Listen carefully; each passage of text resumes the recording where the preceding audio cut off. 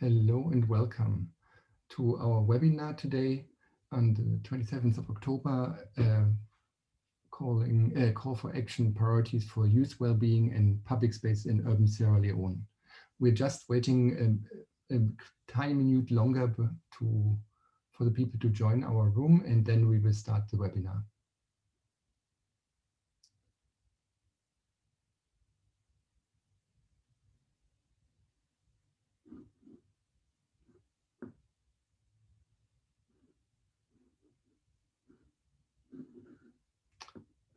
Okay, shall we start?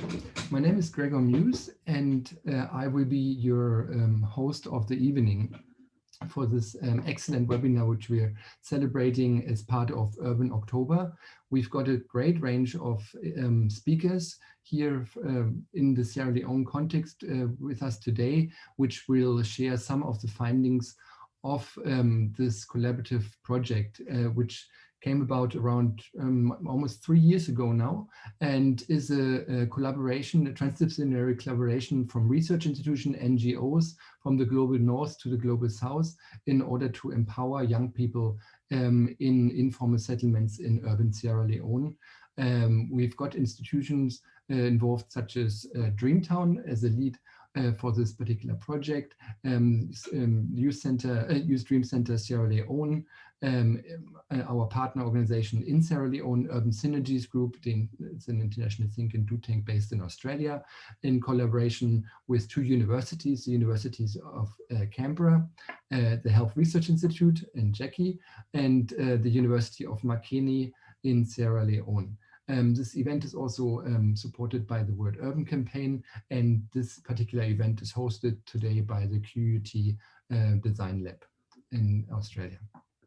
Okay, before I go further, first of all, I'd like to acknowledge the traditional owners of the country where I'm situated in, the Turrbal and Yugara people, the First Nations of the people where now my university, where I'm coming from, representing from, now stands. And I'd like to pay my respects to their elders, laws, customs, and creation spirits. And we recognize that these lands have been always places of teaching, research, and learning.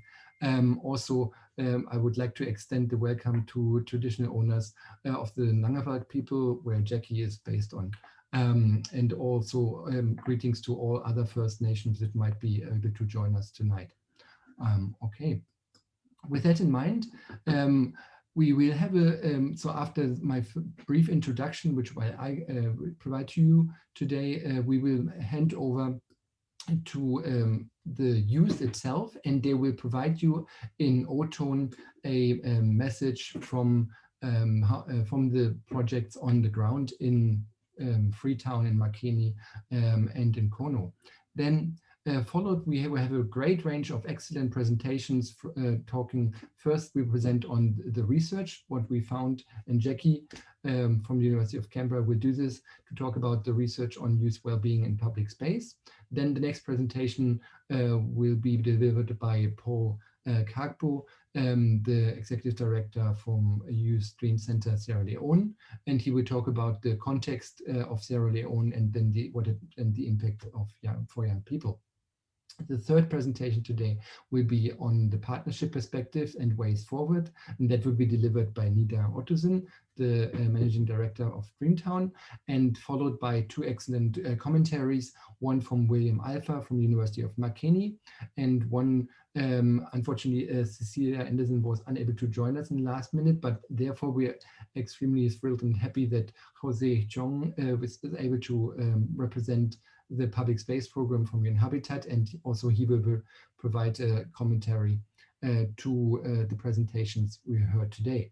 And of course, given that this is probably a limitation of the webinar, that it's all very much one way, and you feel you speak just in front of the screen, so you don't get a real sense of engagement. In order to bridge it, we do have built in a Q&A session here, and feel free if you have a questions to pop it into the Q&A box. And also our speakers will be able to provide and answer these questions throughout the session. If they have not been resolved towards the end, we will launch and address these ones in the Q&A session. Towards the end, we will have a few concluding remarks by Rasmus Behring, the CEO of Dreamtown. Okay, so far on that. With no further ado, I will then launch into the youth message of the youth in Sierra Leone, and we'll launch into this engaging part. Oh, sorry, no. Hey, my introduction. I forgot that. So I just give you a bit of a brief overview how Synergies came about. How we were involved in this great collaboration across continents, and working in collaboration with Dreamtown in Denmark in order to test some theory of change in Sierra Leone. So I'm the founder of Urban Synergies Group, which is a think and do tank which focuses on urban health and well-being. It's based in Australia. However, we're operating across the globe and focusing on the global south as well. We've been very active over many years and did a lot of work on child-friendly cities and child health in cities. And then we expanded our scope and also interrogated some of these questions related to youth. Luckily, due to our international efforts in collaboration with UN Habitat and the World Urban Campaign, we made this great connection with Dreamtown, actually at the 9th World Urban Forum, where Rasmus and I came together, and we crossed our compared notes, and we thought that we definitely have an opportunity here where we can enable change and work together in partnership with our colleagues in Sierra Leone. So with that early idea, we started to develop a theory of change in order to improve youth well-being in public spaces in Sierra Leone, and started that endeavor over this next couple of 2 years, and linked it really well with good research to inform some of these changes which we're gonna talk about now, or you're gonna see what we've done over the last couple of years, and also how the research links to that. So it was very much a transdisciplinary approach, given that we worked across different disciplines from urban design, anthropology, and public health. So with that in mind, we do the anthropological perspective. We do value O-tone from the young people. So therefore, I'd like to share with you something what the people of these communities have to share with us, based on the interventions which took place as part of our initiative. Now the Frontier Youth public space were constructed by the House of Youth Developmental Organization through support from YDC and then partners, Dreamtown and Urban Synergy.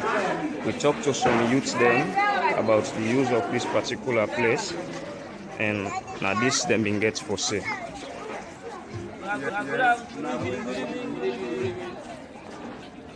Yes, like these places will be glad if you tell for that and can go and for you. And decide they can't go and for this.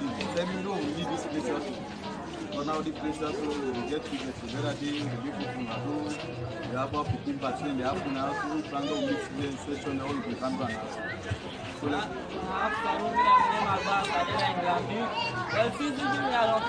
don't benefit to us now. We can do meeting and now we talk meeting there. We can get together now. We can discuss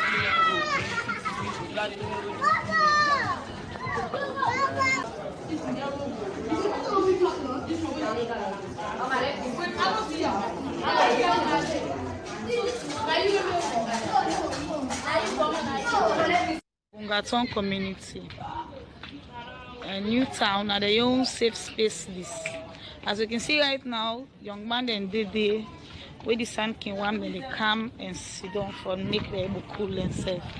See now the safe space. This, the Ungaton safe space. Find this. So how you see the space? You make back there, okay. Studies from health and more experience that can you get any program outside you can do. Well, we tell YDC the plenty thank you and spray relief for when they don't come make this opportunity can be this barrier for winner. We tell a plenty thank you. Now they don't even make say with the youth they don't know now, so we belong there. We used to know the community because now when we don't get signed also they can meet and even arrange but how we for go before and put yourself go before. Now we don't get also with the council don't and meet. So now it make we they ask more for more developmental issue, may they help we for any organization where they get some react so that with the youth there we say we don't know say we used to make the help, we need more help too. Well, as we don't get this barrier now, we get as youth commander, youth man there, we get meeting now. And we even thank God, we people in the camp, not only with the old meeting, but other people in the camp from other side, and they can't give McLeod and this barrier. They do things then when I go in there, we self don't improve out of that. So we thank God for that. We tell YDC, thank you for this wonderful work they can do for winner. This barrier don't really improve. Really, you will be just with the past idleness, you know, even get started with together for put things in place. But now we together, we mandate together for do things in one. Yeah, I don't start. Well, good evening. I appreciate everything. I appreciate what I can do that for me, because one, we don't glad we don't there. But at times, while I cook on come out, we don't start, now can relax now, very 2-3 minutes of we can discuss together at least. We have a problem to come people, I mean, the Castle, Padre, Castle, the city of Wayne, Castle, and places. We're going to start to do. And also, I don't suppose that any part to have. Because some can say, some people can say, who shall you manage your adult business, but till it take place, they'll let people to that they for that. We, the KC people, in fact, we the youth, they proud over the center. Because for quite a long time, we don't get a center, we standard reach this level here. So the YDC don't can make it possible if the center don't can make the youth and the bluff. Because like we not be get space for all meeting. But YDC don't make it possible now. We get time for all meeting. We get time for can make we 2-3 back then. Because like now YDC make our people in the camp for can and they advocate for can make back at this center. Okay, as a community, we want to thank everybody in New London community and the Dreamtown Center. Us, the COPE, also the youth of COPE and the volunteer are also saying thank you together with the children in the New London community because all of them appreciate what is going on here. And we all want to appreciate you together, including the chiefs and the stakeholders. They are all available around. So we appreciate you, we thank you for everything you are doing for us. And we are praying for you to do more for us, and we are hoping for this advocacy to go well and everything to go through. So we thank you, we appreciate you, we all thank you together. Thank you.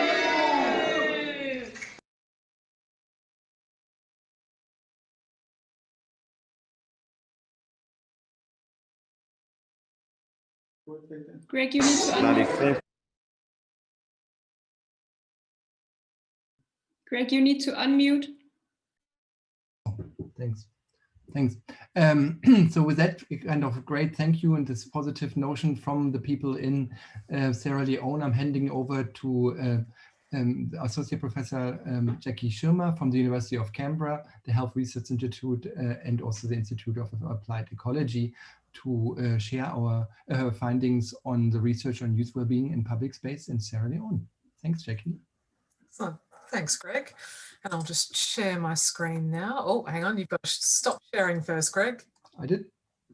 Oh, you did? Let's see. There we go. All good. Okay. So to start by talking about well-being in public spaces and a little bit about why we were doing the things we were doing. So when we look at well-being, we often get asked, why are we looking at well-being, especially in countries where we need to worry about economic growth or things other than well-being? Well-being can be sometimes considered maybe not the thing to focus on. And we need to remember that often the reason we look for things like economic growth or improving people's lifespan is so they can lead a life which has better quality of life, more of the things that people really enjoy.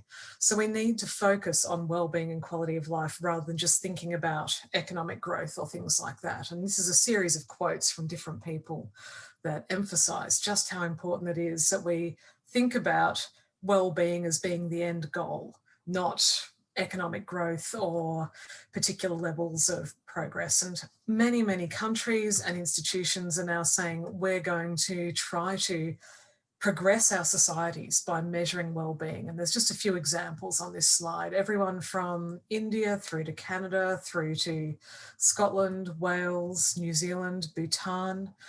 They're using a whole range of ways of measuring well-being and saying, how can we improve the well-being and the quality of life for our population? And in places like Bhutan, they've actually decided we won't measure economic growth at all. And we're seeing also this idea of well-being reflected a lot in things like the World Happiness Report, Human Development Reports from the UN, and of course the UN's Sustainable Development Goals. So this project's looking at public spaces. And it's really important because often we think about building people's well-being by giving them things. So how do we make a household better off? But too rarely we think about how can we make a whole community better off by providing shared places that can really give those benefits. And good public spaces are a really important pathway to building a better quality of life for people in a whole range of ways. So public space is a built environment feature that's important for health and well-being in many, many ways. And one of the key challenges we have in many places where there's a lot of informal settlements like Sierra Leone is that there's often communities that have grown up and have had no space to develop a public space where people can come together, and that can limit activities that are really important to well-being like social interaction, working together, all those things you just heard about in that wonderful video. So well-designed public spaces can design well-being through encouraging all kinds of social interaction. And we know that's so important for a whole range of good outcomes in societies. People need to be able to meet, to talk together about problems, to create ideas together, to learn together. They also need safe places to interact and good places to encourage physical and creative activity and to provide education and skill building opportunities. Well-designed public spaces can do that. And it was very clear from the start of this project, when people were asked what they were looking for, that's what they were wanting to have built or to build in these communities. So public spaces can make a really big difference to well-being and quality of life. We often don't recognise that, and people often fail to understand just how critical a role public space can play. And we really need to think about how can we design public spaces to maximise their impact, make sure they provide the most benefit possible. So in this project, that was done through both places being co-designed with people living in communities so that they could drive what sort of public places were needed, what was most important. I came into the project mostly after that had been done and was hugely impressed by the co-design process. And when I came in, I was asked to do a survey to further help understand what was happening. And one of the challenges we have is that quite often we're sort of challenged to say, let's get some really good evidence about how can we use things like public spaces to improve well-being. And we wanted to get a good level of evidence from a large number of people to say, here's not just talking to a few people on the ground, here's the views of a large number of people living in these communities. So we decided to be a bit brave and a bit bold and to run an online survey in Sierra Leone. And with the help of the University of Makeni, it was a really great success. We were able to design an online survey, and because UNIMAK was able to do a very good job of training interviewers who could go into communities, use mobile devices to interview people and immediately enter their answers to survey questions into an online survey form, that let me, back in Australia, quality check the data regularly, rapidly produce a data set. And because of the professional training provided by University of Makeni, we were able to achieve over 1,000 respondents across the 9 communities. in which this project took place, which was absolutely amazing and one of the best outcomes we've seen. And the data quality, the quality of data collected was absolutely amazing. So combining some of our most advanced survey technology with online surveys, with people being able to go into communities, connect and do very professional interviews, we were able to get a really good insight into, first of all, what are the wellbeing challenges in different communities in Sierra Leone where we've got informal urban settlements? And secondly, where are the areas where public space can really make a difference? So just to give you a sense of how we went about that, we measured well-being or quality of life using a range of measures, but the one I'll talk about now briefly is called the Cantrell ladder. And it just asks people to imagine a ladder with steps numbered from 0 at the bottom to 10 at the top. And 0 at the bottom represents the worst possible life a person could have, and 10 up the top represents the best. And people are asked, where do they feel they stand at the moment? Which rung of the ladder are they standing on in their own life? This is a question that's used in countries around the world to measure well-being, and it's been found to be a really important predictor. So just to give you a sense of that, the World Happiness Report asks this question in about 142 countries, I think it is. I may be slightly wrong on that number. Across the world, you can see on this graph that basically you get this very even distribution. Most people sit in the middle, and there's sort of an even number of people to either side of that number 5 in the middle. So when people rank how their life is going, it's a really wide distribution worldwide. If we look at richer countries like America, Australia, New Zealand, that distribution changes. People say they're living a better life. They're reporting a much better quality of life. They've got those advantages. When we look in sub-Saharan Africa, we do see a different skew where more people report that their best possible life isn't happening for them yet. They're reporting a 3 or a 4 or a 5, but less often a 6, 7, 8 or 9 on that ladder. So we know this is a good measure. And in our survey, we found that the youth in the informal settlements, their average score on the ladder was 4.3 out of 10. This graph shows data from the survey and shows what proportion of that 1,000 youth actually reported having everything from the worst possible life to the best, and most sat around the 3, 4, 5, some on 2 and 6. Very similar to other studies, which meant we were confident our data was robust, which is very important for us. And it showed some of the challenges, and we could look, and you can look at the Dreamtown report, the report produced for this, and we could look and see which groups were reporting poorer wellbeing or better wellbeing. Was it particular age groups, for example? Was it men or women? There wasn't actually too much difference there. Was it people who had different cultural backgrounds? So measuring overall wellbeing is great. It told us that overall wellbeing was low, but also people were quite optimistic that things could get better. But that doesn't on its own identify what needs to change or how public spaces can actually help. So to do that, we measured lots of the things that can affect wellbeing so that we could identify which ones seem to matter most and how we could use that to inform how public spaces develop over time. To do that, we looked at what we call wellbeing change. So for example, take the statement, young people are not listened to. So young people were asked, do you agree with that statement or disagree? And 58% in our survey agreed with that. So 58% of the youth felt young people are not listened to. And interestingly, those who agreed with that statement had poorer well-being, an average score of 4.2 out of 10 on that Cantrell level, just on that 4th rung of the ladder.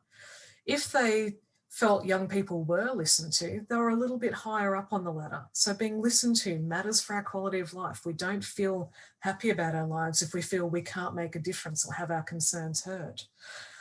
Similarly, only 7% knew organisations in their community that provided support to youth. Of the 7% that did, their well-being was almost a whole rung of the ladder higher. That tells us that providing spaces that allow those types of organisations to operate and empowering them to operate and to have places to run programs can make a difference to well-being. So I'm just going to give as a wrap up to my sort of introduction a bit of a summary of which well-being determinants, the things that matter to our well-being, made the most difference. And when we're looking at the data, it's important to remember the change of 1 point here is one rung on that ladder. And every rung we climb up the well-being ladder is a big shift from having a life that we feel isn't giving us opportunities to one that we feel is giving us our best possible life. So what we found when we did a whole lot of analysis was that the things that most improved people's well-being, or the things that were associated with people being higher up on that well-being ladder, were the 9 things that are on this graph. So each of these was associated with people being 1 to 2 steps higher on that well-being ladder, which is pretty important. And unfortunately, the scale down the bottom has wandered off to the right a little bit. It should be to the left, and the 3rd yellow line represents 1 step on the ladder, and the 5th yellow line represents 2 steps on the ladder. So what we found was people who said, I've got access to ongoing education opportunities outside school, they were more than 2 steps higher on that ladder of well-being. They're getting that much closer to their best possible life. That's a really big difference. Public spaces can help build that sort of an opportunity by providing a place where skills courses can be delivered, where people can study. You saw in the video people talking about youth being able to go and study, to talk together, to work together. The second most important thing was being able to think of ideas for the future with others and work towards them. That is critical for our quality of life. That's the sort of thing that gives us hope for the future. And that's the sort of thing that creating a space where people can come together where you haven't necessarily had one before can really provide that opportunity. Satisfaction with schooling was important. Feeling safe when you're out buying food and water and goods. Having good health is absolutely important. Having sufficient food is important, and being literate, and feeling you belong to your community. So not all of those things are things that a public space can address, but many of them can be contributed to by a well-designed public space. And so this really told us that, yes, this is on the right track to making sure that the sorts of spaces being built can contribute positively to building the well-being of youth in Sierra Leone. There's also a whole list of other things that public spaces can contribute to. These were the ones where they seem to shift people's well-being significantly, not as much as those top ones, but still important. And that included feeling safe when you're studying. So having a safe place to study is really important. Being able to achieve your desired outcomes in life, having access to nature or green spaces, having access to support, having access to pleasant places, feeling like you're viewed positively by others in the community. Now, we know that some of the places that have been built are being used by youth to do a whole lot of creative things, and that in turn can help youth develop positive ways of communicating with others in their community and get that sense of being viewed positively by others. So public spaces can contribute to many of these aspects of well-being. We were really encouraged by the results of the wellbeing survey. It certainly helped us provide an evidence base that says, how can public spaces make a difference? Now, everyone using them day to day knows that they're making a difference. But if we want to get more investment in longer term use of public spaces, in further developing these, we need to have this evidence base. And our next steps will be following up to see how wellbeing changes as people use public spaces, and making sure that we're really checking, is this making a difference, and providing that evidence. I'll stop talking there, and thank you very much. Thank you, Jackie, for your valuable insights in this important baseline survey, which really made a big difference, in particular now that the people in our colleagues in Sierra Leone working now in the advocacy phase, that data is extremely important to ensure these spaces actually being appropriated in the most useful and sensible way to really empower young people. So with that in mind, I'll briefly share my screen again, and would like to introduce, after Jackie, our next presenter, This is Mr. Paul Abukagbo, the Executive Director of the Youth Dream Center in Sierra Leone. And he will talk about the context of Sierra Leone and the impact for the young people. So with no further ado, Paul, over to you. Thank you. And if you wish, you can share your screen. Thanks.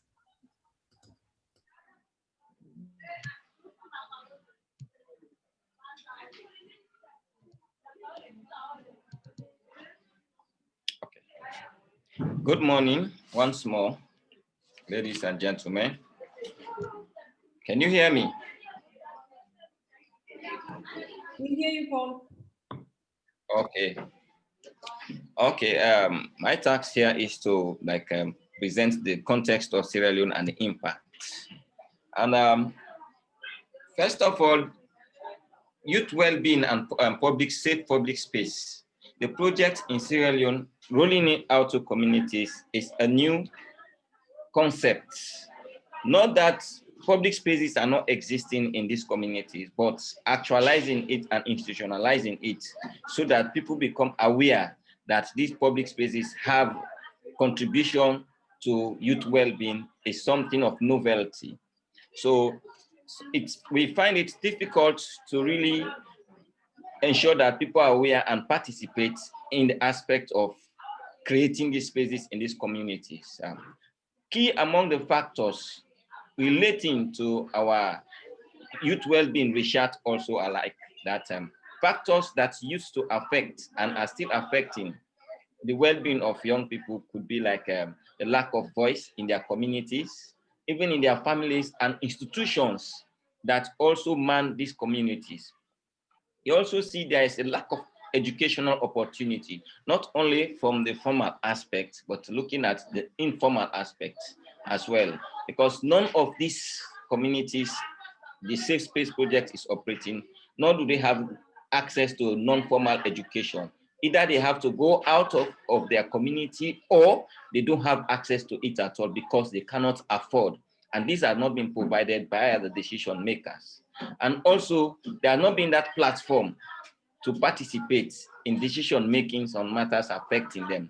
This resulting to poor housing condition, poor health, and even violence against especially women. And for the youth, the men, they involved into drug abuse and as well as all sorts of criminal activities. And looking at the Sierra Leone context specifically, says the provision of access to safe, inclusive, and accessible public space is key to urban well-being. Looking at it, we can see that the spaces we've created and the well-being research we conducted have key findings, which Jackie alluded to, that I will give specific percentages as the report states. Access to safe, inclusive public space, 75% says they do not have places where they can go and be creative. And access to green spaces and pleasant spaces, 62% have no access to nature or green. And Jackie alluded to saying that looking at how logging can contribute to GDP, but we have not also focused on how can it affect nature and the environment and also the well-being of people. So that one is a big problem as well in Sierra Leone. Safety and security, of course, working alone is a problem. And then this one accumulates to SGBV and Criminal Act. Lack of educational opportunity and skills, accumulated to 42%. Opportunities, 95%. And governance, leadership. The youth could not be given the opportunity, and there's not a platform for them to be leaders in this community because of the perception the duty bearers have got about them. Taking it back to our 11 years war, they always say youth have been the ones that participated in this 11 years war, and they still hold the notion that they are not capable and the platform has not been created for them. But with the projects, Safe Space, it has created a lot of impact. in these communities.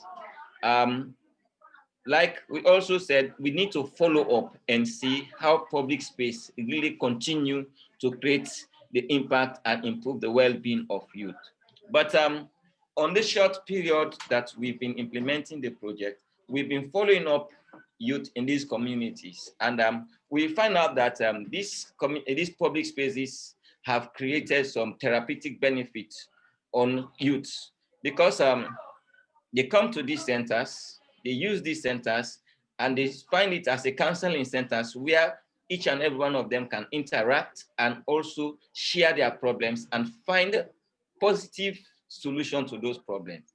It has also created a place where each of them can display their culture and identities.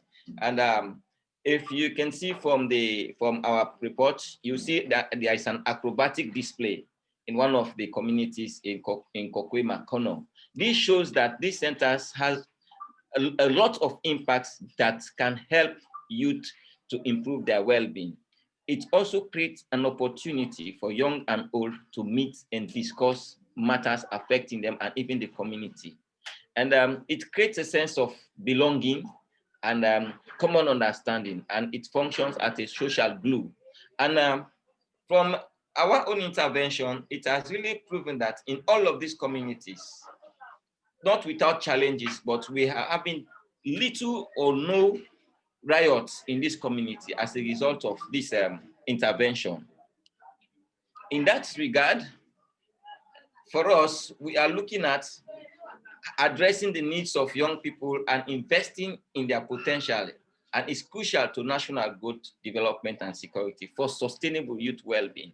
And we are currently engaging duty bearers to take on their responsibilities. And each of our call to action, the problems we find out there is a call to action, which we have been engaging the duty bearers in all 3 locations, and we are continuing to engage in them.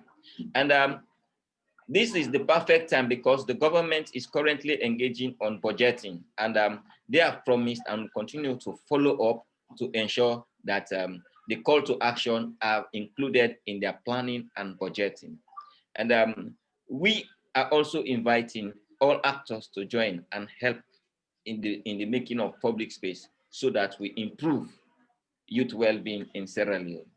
So that could be my closing remarks. Thank you. Thank you, Paul, for the very thoughtful concluding remarks and also the insights you shared with us on this important call for action. I'd like to, could you stop perhaps sharing your screen, please?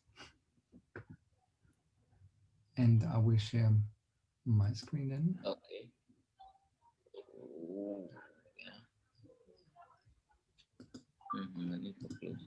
Okay. I will hand over from here now to our partners in Denmark, to Nina Ottesen, and she would like, she can speak on the partnership perspective and way forward from here. Particular also, we're still going through the COVID pandemic, which is also interesting, particularly in the public space, as you know, the way how we relate to each other often is happening in public space, and probably in the Sierra Leone context has been impacted as well in the post period of our project. But yeah, over to you, Nina. Thank you. Thank you, Greg. Yep, excellent. Then I will get my presentation on for you here. Here we go. So hello everybody, and so nice to have you here. I've just been sneaking in the list of participants, seeing some familiar names. So lovely to have you all here. So I am Nina, and I'm here with Rasmus. He's just outside the window. We're sitting here in our office in Dreamtown, and we're based in Copenhagen, and we're a Danish NGO. And our main purpose is that we work for the well-being of young people in cities. And our focus is on urban slums and the informal settlements. And you can see here on the map that Sierra Leone is one of the locations that we are lucky to have some really good partners in. Yeah, so our work, just briefly to give you a bit of context, focuses on 3 like main clusters where one of them is public space. And the picture on the top on the right side is actually one of the spaces that were developed as part of this project. So in Dreamtown, we have an approach where we do research, we do action, and we do stories. And this project that we are talking about today is a really good example of a combination of research and action. So like we just heard Jackie go through the research approach to getting to know more about what is youth well-being and what are the most important factors of how we can influence it. We also have a big action component of this project led by Youth Dream Center and the partner community-based organizations across 3 cities in Sierra Leone, where we focused on, together with youth groups into communities, to develop spaces that are for the young people in the community. Yeah, so this is actually just a brief overview of all the different components that are part of this project, which I think is quite unique, that we have a project that cuts across so many different elements and therefore also has the need for so many different partners. Because I would say that, I'm very positive, I'm certain that this project would not have been possible if we were just missing one of the partners that we have with us today. So in the project where we have a focus on creating more space for young people in Sierra Leone, we have the component of research to know more about the people that we work with. Then we want to put focus on having the young people communicate what they need in their community. That is then what led us to developing these community spaces. And now we are in the process, like Paul just took us through, of advocating based of all these great input, so that we can make sure that even more support reaches the young people across Sierra Leone. Yeah, and then I thought it would just be fun to go back to part of where it all started, actually, because at the beginning of this project, we were talking about what is public space, and it can mean many things, and I think it means a lot of different things to different people in different places of the world. And what you see here is actually a photo from one of the workshops that we did in Freetown now a couple of years back, and where we talked to the young people in Funkia community at the beginning of how they would define a public space, which is what you see here on the screen. And I think that it's interesting to notice that a lot of these qualities, so being able to meet every day socially and comfortably, spaces should be safe, accessible, inclusive, and so on. These are the qualities that we now have to continue to work for and make sure that they come alive in the public spaces that have been created. Yeah, here are just a few photos from some of the community centers and the benches in Congo Town, in Freetown, you see at the bottom. Just a few examples of what has come out of this as part of the action of this project. Yeah, so from our point of view in Dreamtown, why do we want to do research? Well, we do that because we want to know more about the people we work with, and we want to know the context better so that we can create better projects and stronger partnerships. So having some of the elements made more specific that have to do with youth well-being is something that we can use together with the partners to guide us as to how should we design interventions so that we make sure that we reach the impact that we want to, which is to increase youth well-being. And then why the partnership? Here is just a little overview of how this whole process has actually looked from designing the project, from having Greg, as you see on the first picture, helping train data collectors at University of Makeni. Then we had the students from University of Makeni help us out with doing the data collection. Then a lot of numbers came out of that. Then we went back and did a training with the University of Makeni, where you see Jackie at the bottom left, doing some ground truthing to make sure that we understood the data in the right way. And then in the end, that was a very brief walkthrough. We now have this report, the research report. And based on this, we have, together with Youth Dream Center, developed a call for action, which is now kind of what we're going to use to bring the research to life and make it relevant in Sierra Leone in advocacy efforts together with the community-based partners.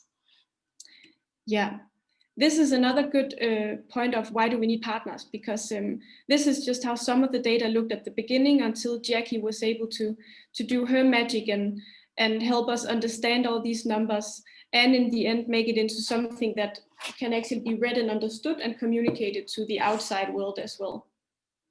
Yeah, so of course, for us, research is important, but there is also a huge point of saying that it's not just for the sake of the research, that we need to make it come to life, and we need the research to work with us to be able to create some change based on that.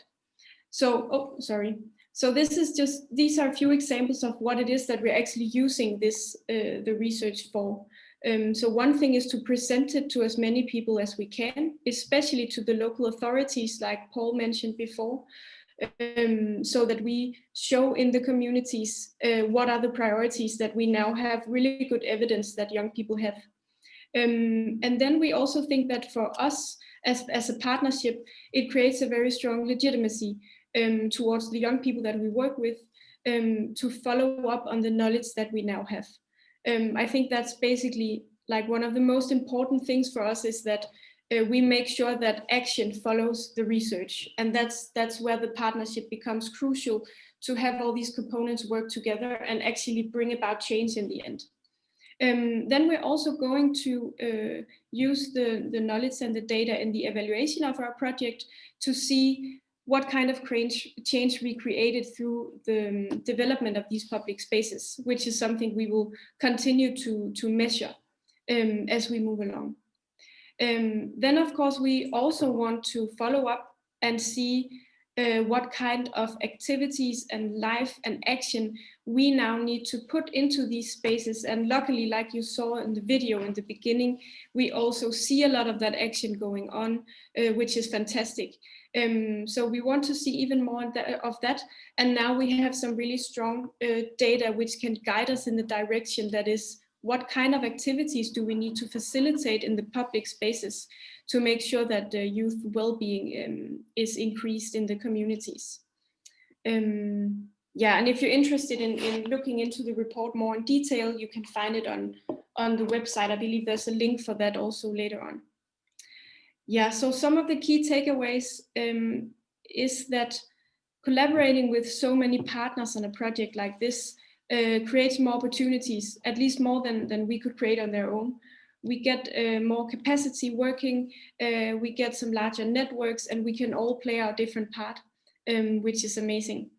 And then I also think that we are now even more people who can then be accountable to actually making sure that we do make use of this research in continuing to design new projects, to follow up with these communities that we're part of the space project. Because I think that it's important that with the research and the knowledge also comes that responsibility. Yeah, and then of course we will continue to be curious and to ask more questions about what is the impact of young people's participation in this kind of intervention, and how can interventions like this contribute to safety and inclusion, and overall how can it increase young people's well-being to see more public spaces pop up in their different communities. Yeah, so thanks very much. And I will stop the sharing here. Thanks, Nina. That was excellent. With that, you were also the last of our key presenters. I'm handing over now to our first commentary, in this case to William Alpha from the University of Makeni, and he will provide a point of view from your William, over to you. Oh, sorry, I should have flipped this one here. There we go. Thanks. Thank you, Greg. And thank you all. Good morning from that end, and good afternoon to my Sierra Leonean friends. I want to thank you very much for that excellent presentation. For those of you that don't know about University of Makeni, we are a private university in Sierra Leone based in Makeni. and it's a Catholic university. And then we have lived over the period, very young, but we're trying to do a lot of dynamic things that will create the required change, as we all speak about change today. I listened to Jackie. Jackie, I want to say thank you for acknowledging the fact that the quality of the data was good. It was very, very important to UNIMAK, because when we received a letter from the board of the Youth Dreams, the team in Sierra Leone, YDC in Sierra Leone, we took it very seriously. And in pushing forward, we decided that we must have an MOU. So we have an MOU that is guiding both the University of Makeni and that of the YDC-SL. So we ensure that we clean the MOU, and that so UNIMAK took data collection very seriously, because we had to facilitate the data collection. We needed to work with the university to ensure that we trained the people going to collect data. But what we did as a university had to win us the day, and this is why we are all speaking to quality. We know the focus of our partners was really to the students. They concentrated a lot, to their interest was getting students to collect data. But our interest was the quality of the data the students were going to collect. So what we did as a university was to ensure that, much as our partners only supported students, the university supported 3 strong lecturers to supervise the students to ensure that quality was guaranteed. And in also building our team for data collection. This is where we scored, because we realized it was going to be an online collection. So we ensured that our ICT department, the students in that department, were incorporated in all the 3 teams. So we know that when we have an ICT guy in one team, if there's challenge with the online situation, they can reconcile that and have it the work going. So with that blend, having supervisors as lecturers in every team, 1 in Freetown, 1 in Kono, and 1 in Makeni, it really helped in making sure that we were at the back of the students to do the right thing and ensure that the data we collected was going to represent the issues we were investigating. So we really were happy that our partners there really have said something good about the data collection, and we are glad that we also participated. But I'll tell you that the things you did it has helped the students that were engaged in the data a lot. Most of the students now are busy doing their dissertation. So the training you provided is now helping them to collect their own data for their own dissertation in a way that we are amazed. Mr. Alpha, that training has helped us to collect our data so easily. So I'm really impressed, and I want to say thank you to Greg and team for that support, for the skills we transferred into those students and how it has helped them in moving forward, in doing their personal work, and also helping the university. I'm pleased to also inform you that the ICT guys, after the research, when they looked at your tool, in all of the research we're carrying out in the university now, those boys are adapting their own tools using the same ICT situation to move our research work. So it's good that partnership brings in a lot of skills and education, and it helps to shape life in different institutions. So we're enjoying that a lot. And I want to say thank you to Paul. Paul, your presentation was good. And over the period, when we looked at our sustainable development masters, all of us who have been looking at public space. The one thing that is clear is that in Sierra Leone, our planning system is really bad. And because the planning system is bad, the layouts we develop in the country don't cater for public spaces. So you see that some of the challenges you are facing while designing public spaces is land availability. You struggle a lot to get strategic places in the communities to construct those centers you have done. And I want to say thank you. I was impressed by the revelation from the people you interviewed. The video was good, and I was impressed by that revelation. And I want to say thank you to Nina. Nina, that definition from the youth experience, it touched me a lot. You know, I really like that creative side of it. That was the real definition when you really speak to youth, and I'm happy that came out strongly. You know, I also want to thank you for really going into partnership. What are really the things we benefit when we do this partnership? It's great, and I'm happy you really underscored some of the points. And moving forward, we are also really looking at the call to action. The good news is our university has MOUs with most of the local councils where we implemented this project, with the exception of Freetown, where we're trying to also have an MOU. We have MOU with Makeni City Council, which is in Bombali, and then we have with Kwedu, New Sembem City Council. So we're also looking at the call to action and how we're going to collaborate with these local councils, because we have to have these local authorities to realize that public space creates a lot of good things for them, and it also helps bringing up the kids we're bringing up every day, and also the youths to engage themselves in meaningful well-being situations that will help build the society, because they sit at those places and discuss how they can develop the city. So getting those local authorities on board to incorporate some of the call to action in their current development plans they are doing, because they are currently doing their budgets. And because they are currently doing their budgets, it's high time we begin to engage them so that they see the need to incorporate some of the call to action activities into their budget, and that will help to bring in sustainability and also ensure that research results, recommendations are really made use of for the good of the society and the public at large. I want to say thank you to you, the team. The Vice Chancellor and the Research Office is closely looking at the call to action, and we're just waiting for the go ahead for the utilization of the data, because we cannot do that without your clearance. So once we have go ahead for the utilization of the data with the MOU with YDC-SL, we'll begin to see how we'll draw our action steps, because we really need it. In the university, we have a short course on local government. So what are the things we will do to tailor our curriculum on local government that will capture the issue of public space?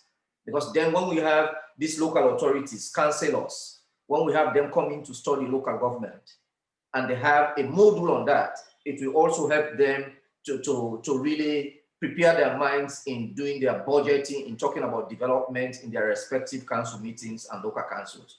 So we're doing a lot on that side. But then once we have the go ahead as a university, it's our next step to help really make sure that some of the recommendations that came out in the study is one that will be really dealt with, and will encourage our local leaders to make use of it for the good of Sierra Leone. I want to thank all of you, and I want to say thank you to Greg and team for being part of that study, and I appreciate all of you.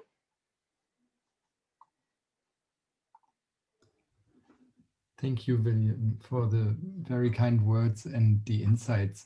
It's really exciting to see that University of Makeni established so many MOUs now, and is really looking forward to making use of this data set.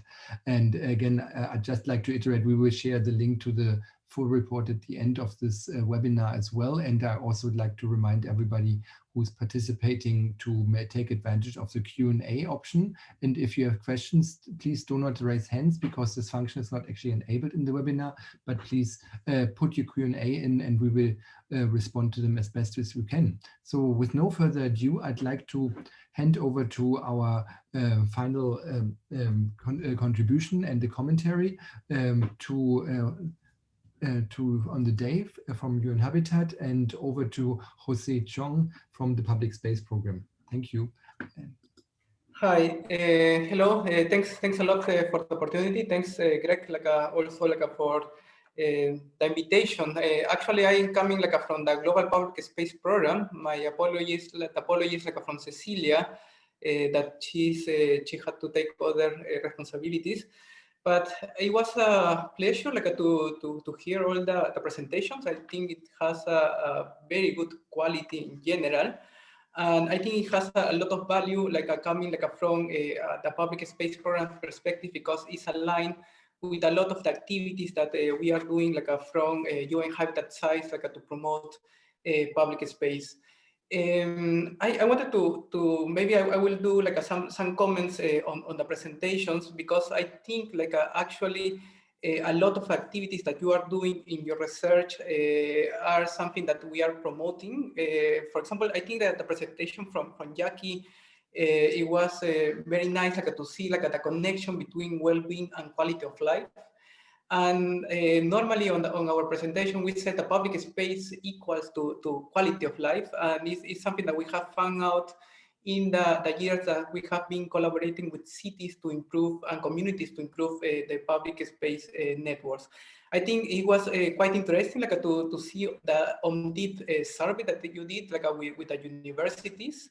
And also to see the results on what are the well-being change of process and determinants for well-being, and how a lot of them were related with public spaces. I only wanted to highlight we have a similar survey that we are doing in using open source application. The open source application that we are using is Kobo Toolbox. And we have been working in the last 5 years to gather quality information of public space.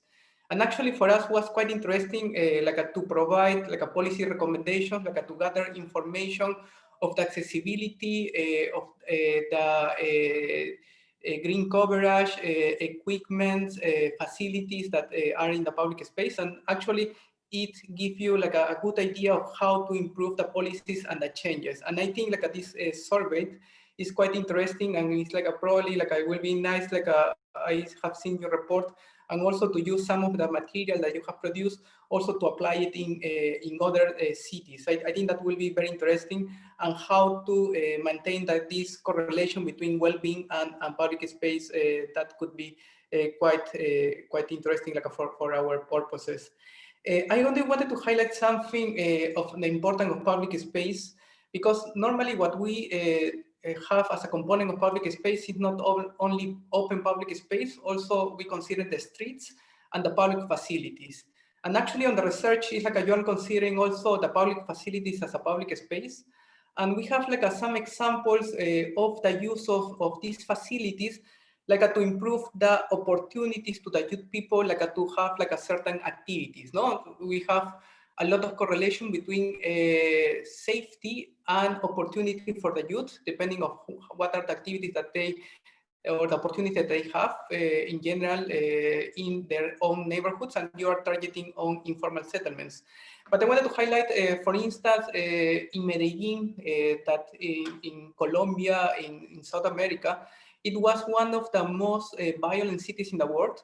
And actually, they changed a lot the informal settlements through a strong policy on public space, but not only on the physical infrastructure, but also on the social programming of the activities that they were allowing through the public facilities. No? So it's for instance, they created public libraries, community centers, with a strong focus on social programming and education to allow youth and the communities to have access to opportunities for work, and also to connect to each other. No? So I think this is an important takeaway from this exercise on different cities.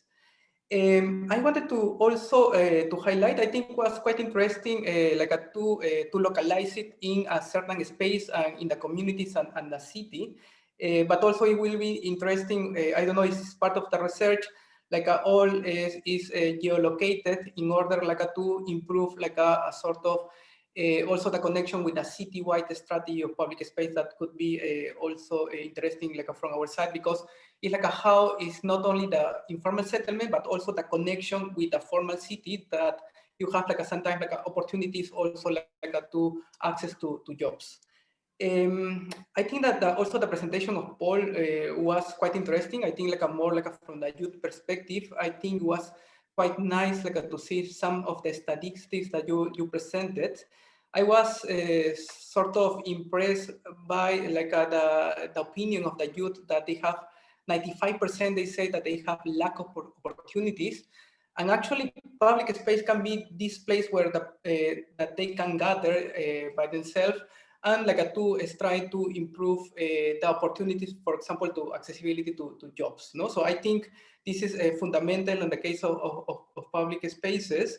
And also, I wanted to only look at this accessibility of public space, and we have seen that there is a lot of inequalities in terms of accessibility of public space, especially in informal settlements. So it's like in average, there is we have seen that the amount of land allocated to public space has been reducing, especially in informal settlements.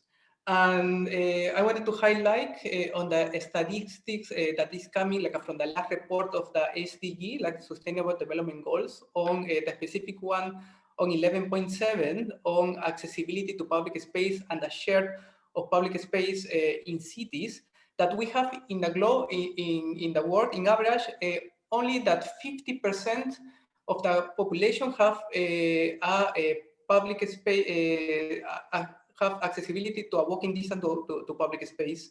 And in the case of sub-Saharan Africa, it's only around 30%. No, so it's something that is kind of similar of what we have seen in Sierra Leone example. It will be nice like also to share that information with us, because it's like we can link it with the Global Urban Observatory, and then it's like also to compare like using the same methodology like with other examples coming like from sub-Saharan Africa.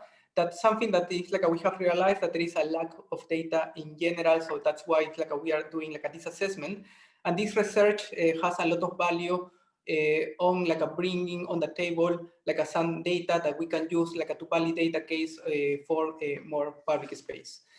I will end up like with a presentation of Nina. I think it was quite interesting, like the whole idea of like bringing like from the research like to the action, and I think that is quite interesting because like sometimes a lot of the researchers doesn't go to the specific action and policy recommendations.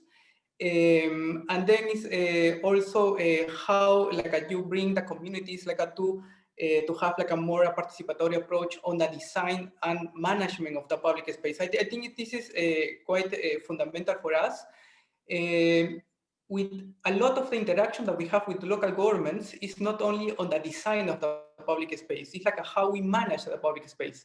And we see that the youth has a role on the management of the public space, and also can be income opportunity like for them, like to also like to have like this kind of interaction where the community can contribute a little bit to maintain or to keep the public space in a good state. We have some examples for that, for instance, like from Nairobi, like from Kenya, where we have like organized youth communities that with a very small fee, like for the community members, like they are keeping the place like safe and clean. So there is some opportunities.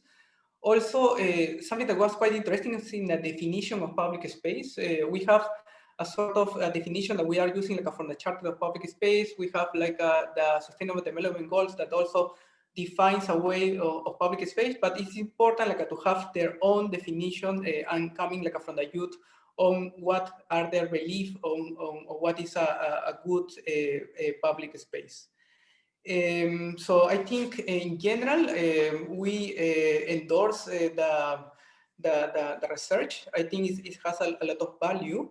I have revised also the documents that you provided, and it was quite interesting. I think like I wanted to highlight one chapter where you were doing like the linkage within a social capital and also institutional capital and physical capital. No? So it's like it's not only about the physical environment, also it's like how you can have like a certain social capital and the value of the community, but also it's like how the institutions can support like to have like a better opportunities and a better public space at a city-wide level. No? So maybe like in some of these links are missing like to connect. And I wanted to end up also like the importance like to relate the global agendas, the regional agendas, also with the local networks and the local priorities. And I think like this project is very focused on specific actions, and like you're ending up like with a call for action that is quite nice. And I see that there is an opportunity like to become a sort of network of public space partners in Sierra Leone. No? It's like now you have like institutions that come in like from the 3 cities with also international support. Something that started in Nairobi as an example some years ago with the placemaking weeks is like it was a good opportunity like to bring all the partners in a common project like to improve public spaces in the city center of Nairobi. But then it becomes a network that collaborate and share tools, share examples of how to improve public spaces, but also it was a direct linkage between the partners, practitioners, and local governments of how to improve the overall strategies of public space in Nairobi. No? So I think these kind of linkages is something that maybe like will be interesting to do. Like maybe next time also it will be good like to invite like some local authorities like to see the values of this research, and also like they take some of the recommendations like forward like also at a city wide level. I wanted to end up only like with I think like one of the main conclusions of the research, that there is a connection about public space and well-being. And I think this is fundamental. I think this is one of the takeovers like, from this research. I'm very pleased about this research and action. And it's like we are willing also like to collaborate and maybe like to promote this research also like from in another cities in Africa. I wanted to end up is like as an announcement. It's like we are working now with Johannesburg like to develop a African public space center. We wanted to launch it like in Kisumu, Afri-Cities next year. So maybe this research can be an opportunity to be highlighted like in this African Center of Public Space, because like we wanted to gather researchers, academia, practitioners, like to have their own definition of what is a public space in the African context, but also like how we can learn from experience from partners around the region. Thanks a lot. Thank you very much, Jose. That was really insightful and very kind of you. I'm sure, and we're thrilled to hear that actually the research has value and also opens up a whole plethora of new opportunities, particularly in the African context. And that initiative in public space culture to starting off in South Africa, it's very promising, and it's really encouraging that it really starts off now. In particular, there seems to be this global notion going on really well, like placemaking access starting off really well. Then there are these hubs, networks popping up. I think there are plenty of new synergies which were worthwhile exploring, and probably also I think the team is probably quite eager to replicate the survey and test also that kind of theory of change and apply it in different cities within the context. But I don't want to go further into that. But I would rather actually give the audience an opportunity to hear what they have to say, some of the questions. So I know Paul has been already kind in answering some, but however, nevertheless, for others which might not have seen these questions, I pose them to the panel anyway. Maybe others actually might be able to respond to that as well. So maybe start with the first one. How has the pandemic affected the ongoing survey, and how has the youth interaction and engagement been affected? Paul already highlighted that maybe that we carried it out before the baseline survey. However, maybe Nina, you want to touch on that to talk about the particular around the second round and the evaluation, how that might be impacting the survey. Yeah. Yeah, but first of all, maybe just a few comments on how we've actually been utilizing the public spaces as platforms during COVID-19 and still are using, because I mean, obviously, a lot of activities had to be paused, at least for a certain amount of time, until we were aware of what kind of restrictions were in place and so on. But what happened is that we actually managed to get some support to do a COVID-19 response project together with Youth Dream Center, where the public spaces and the community centers became hubs for also awareness raising and putting up, installing water tanks to provide safe and clean water for the communities, hand washing stations, food supply distributions, and so on. So what we saw is that in some parts of the world during COVID-19, public spaces have to be closed off because maybe too many people gather there and they become inaccessible. What we then saw in this context of the project was that the public spaces, really came forward and could be used as platforms to handle how best we can and combat the development of the virus. So in that sense, it was actually a really good opportunity that we had these spaces developed at this point that allowed us to do that kind of intervention. And then luckily now everything has opened up enough in Sierra Leone that we are able to continue with these, presenting the research and going into dialogue meetings, even with face masks on, but still it is possible to move on to communicate some of these things with the city authorities, like you said, Jose, to get them involved and tapping into this opportunity of a budget planning cycle to influence the policies that are developed on youth and their life in the city at the moment. Yeah. And Nina, would you want to touch a bit on how it will affect the evaluation and maybe the future opportunity to collect data as well?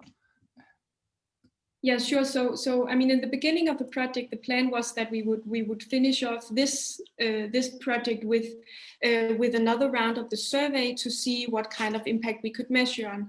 But then due to this delay and that since it is a project, we also do have a time limit. What we will do now is that we will still do an evaluation of the project based on this research data, but then we very much hope moving forward that we will get the opportunity to do similar research once the spaces have also had a chance to really work with the communities and young people have engaged with them, so that we can use this kind of research and tool to measure some kind of impact moving on. And of course, once it's safe again to do it like this.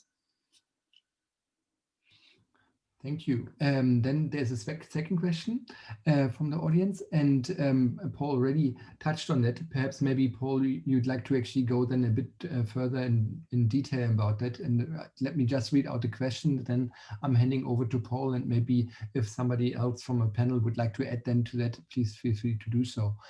So the question was, in the community-based participatory approach, how much power is given to the community in terms of decision-making? Paul, I think you have a great deal to say there.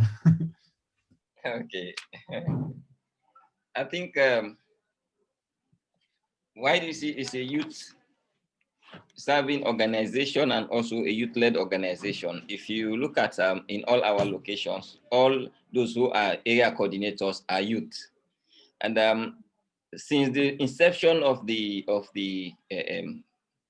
project, we started working with youth and youth groups, and even the CBOs, they are also led by youth. So the involvement starts from the beginning and on to date. And in the beginning, we did a community identification wherein the youth within our institution are involved and they help identifying these communities. And when we go back to the communities, it is the youth themselves who were involved in the community survey, having a preliminary insight of what the community looks like and what are the structures in these communities. It is these youths that also give their views, and it is from them that we're able to understand the structures in these communities. And we did a community mapping. It is the youth themselves who were able to do in the mapping of their community. We have a transect walk within the communities. It is they who took us from one location to the other, and they even come up with a map of their community by using local materials. So you see within the process, they are able to express their abstract idea into concrete idea, into paper. And it's a process of empowerment of youth as well. And also, in terms of well-being, you see it is the community, YDC, Urban Synergy, and Dreamtown that came up with a a co-design definition. So this shows how much the youth themselves are involved in the process. And in terms of what could be a public space for them, how can they go about doing it? It is, we collected dreams also from the youth. They came up with so many dreams and how they want to see their community to provide well-being for them. And it is those dreams that really were actualized, not the dreams of YDC, not the dreams of Dreamtown, not the dreams of UNIMAK, not the dreams of urban synergy, but the dreams of the youth in those communities by prioritizing the most pressing ones. So this is how the youth have been engaged, and how through the engagement they have been empowered as well in participatory, active participation and decision-making process throughout the project implementation and to date. Yeah, the project manager wants to make a contribution.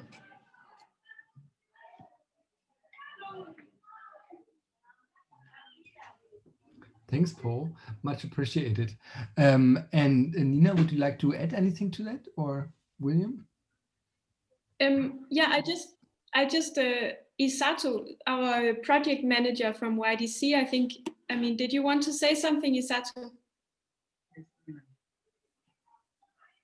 Just to add to what Paul have said, YDC is an organization that doesn't work in isolation.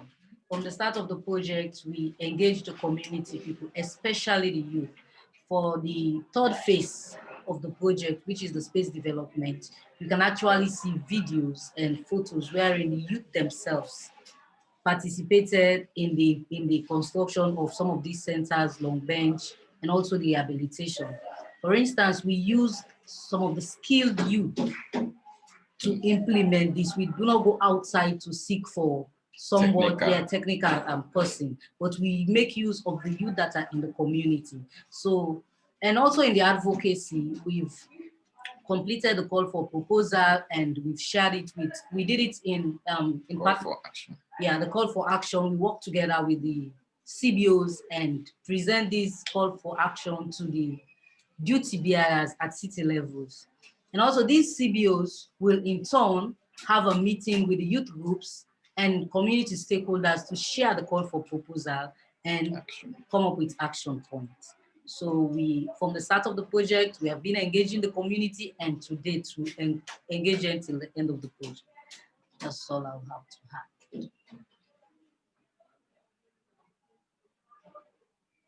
Thank you, Isato. That is great. William, would you like to add something? Greg, please.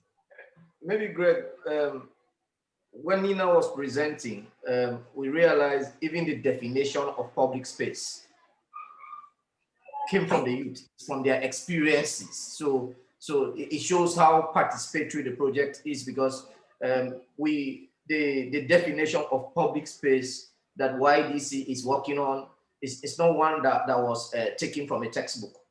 It's one that was collected from the experiences of youth, what they think public space looks like. And when we were doing, when the students were collecting the data and I was moving around the three districts, what I realized was that there were other community centers in those communities that are not utilized. But the public space built by YDC was one that was utilized. You always meet youth there. So it's also talks about what Paul insinuated, that in fact, the youth were involved in the design and they were involved in the identification. Because it's theirs, you see the play of ownership.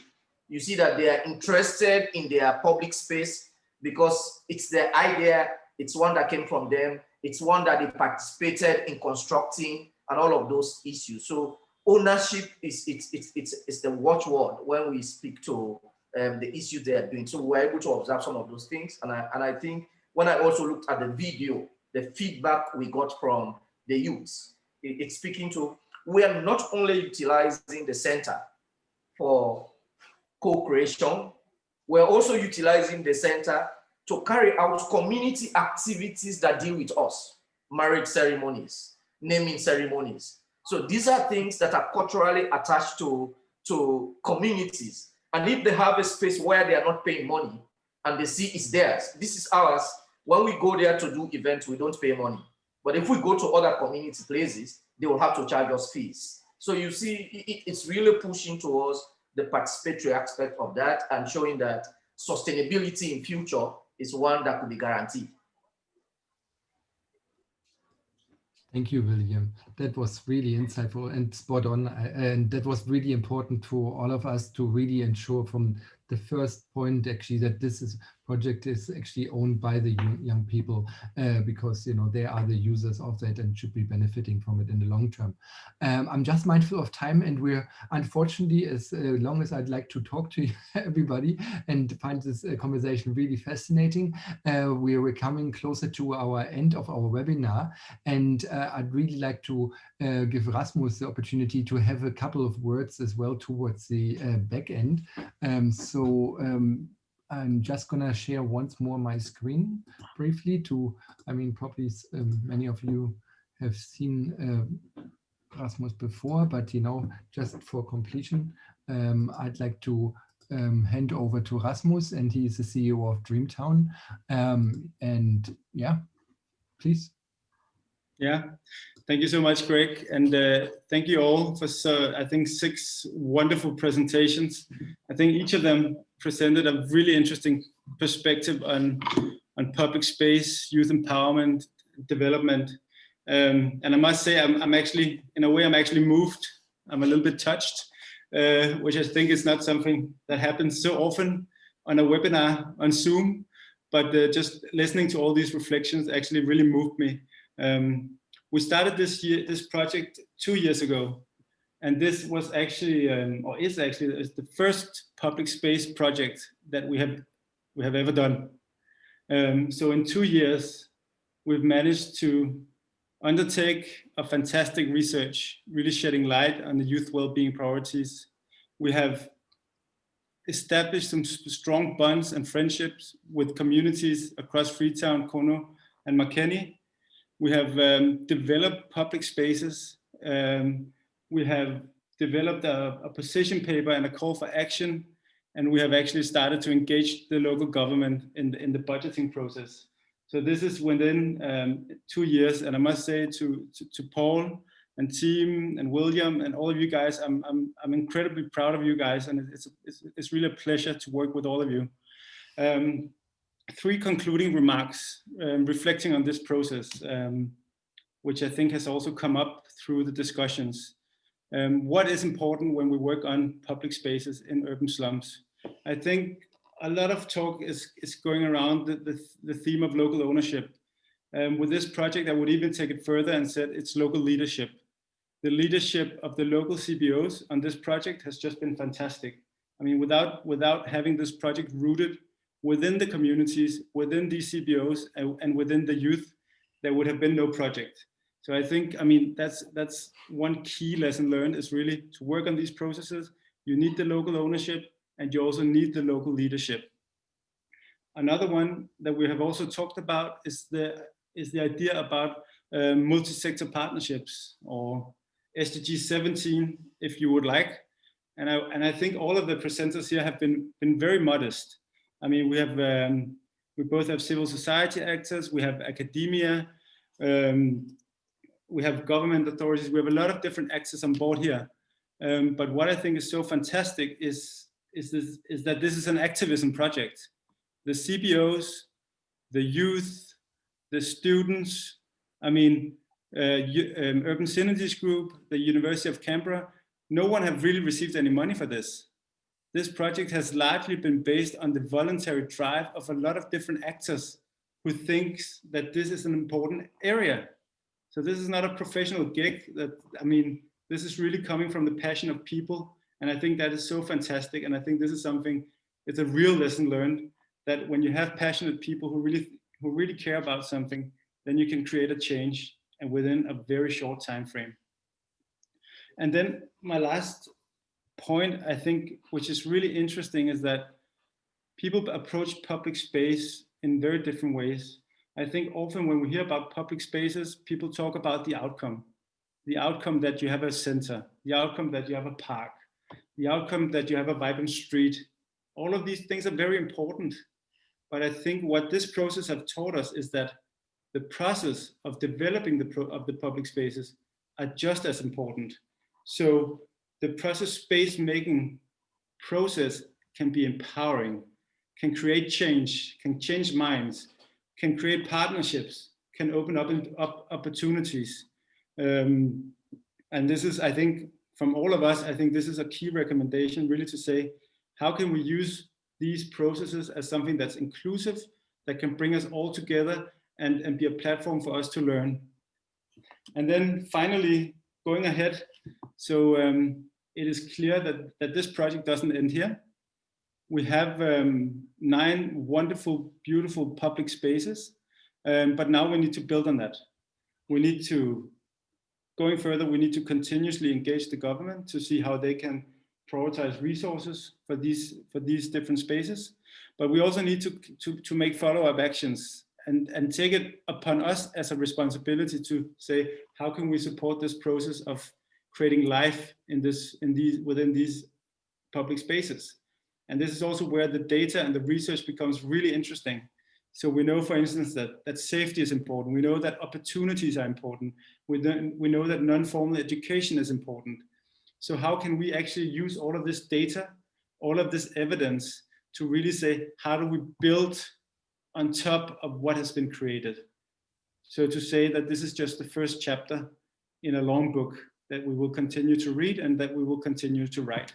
So I think I would like to thank everybody to participate in this project, and thank you so much for making the dream come alive. Thank you, Greg. Thank you. Thanks, Rasmus. I think I wouldn't want to add anything to that. It was quite powerful in its own right. So therefore, and I'm also mindful again of time, we reached literally the end of our webinar today. I thank all of the presenters for joining us, and also for all of you out there, the participants in this virtual space, not a place necessarily, joining us tonight or today. To hear all these great, beautiful minds sharing some of these insights, and also the valuable info and insights from UN-Habitat on the public space program. Please feel free to download the report on the link, which you can take from the link on the screen in front of you. Perhaps you can take a picture, but also I'd like to finish by saying personally thanks for this great collaborative effort. And also, this is not going to be the end. This is actually, as Rasmus said, now we're starting to write chapter 2, and hopefully this is going to be quite a big book we're working on here, or maybe the endless story, the never-ending story. So let's see how it goes, but there's definitely a lot of dreams in it. And there will be this webinar will be made available per recording to everybody who participated after that. Please give us 24 hours to make that available to you. Thanks again for joining us. I'm just going once more just around to every speaker to have a final goodbye to the audience, to share this the passion and love for the public space program. Thanks. Thank you so much, Greg. Great having you all, and please get in touch if you have any questions or you'd like to go on or come on board.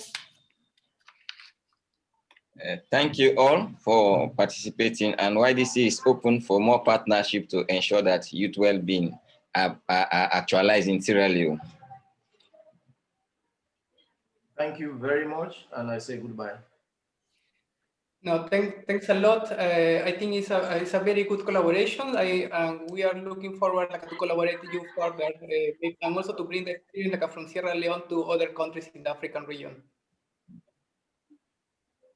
Thanks a lot. Thank you very much, Jose. Thanks everybody, and have a good day and good evening. Bye. You too. Thank you.